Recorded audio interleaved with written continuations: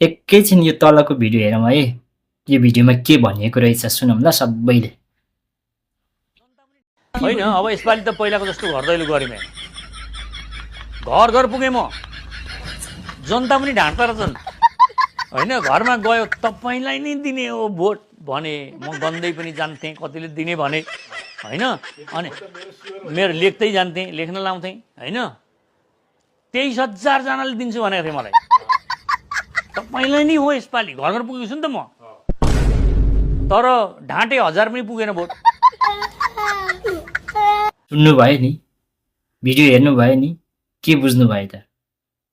यो भिडियोमा भने जस्तै आगामी हुने फागुन 21 को निर्वाचनमा होइन भोट माग्ने अहिले गाउँघरमा, टोलटोलमा अथवा प्रत्येक घर घरमा नेताहरू पुगिरहनु भएको छ होइन।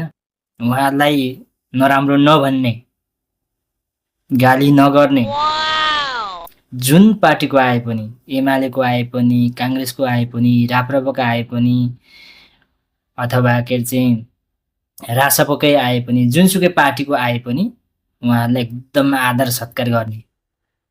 यो भोट, यसपालिको भोट तपाईँहरूकै हो, तपाईँहरू एकदम राम्रो काम गर्नुभएको छ, किन नराम्रो भन्ने होइन। नेताहरू सबै राम्रो भनिदिने हो, नेताहरूलाई नि फुरुक्क बनाइदिने हो, तर भोट कसरी हाल्ने, कसलाई हाल्ने, कुन पार्टीलाई हाल्ने त्यो त तपाईँहरूलाई थाहा भएकै कुरा हो। अहिलेको जमानामा पनि यसलाई भोट हाल्ने र उसलाई भोट हाल्ने भन्ने कुरा त स्वीकार्नु पर्दैन, छर्लङ्ग छ कुन पार्टी राम्रो कुन पार्टी नराम्रो होइन। अथवा यतिका वर्ष पटक पटक भोट हालेर चुनाव जिताएर पठाएपछि नेताहरूले कस्तो बेहोरा देखाएका छन्, के विकास गरेका छन् अथवा देशमा कस्तो कस्तो परिवर्तन भएको छ त्यो त तपाईँहरूलाई जगजाहेरै छ।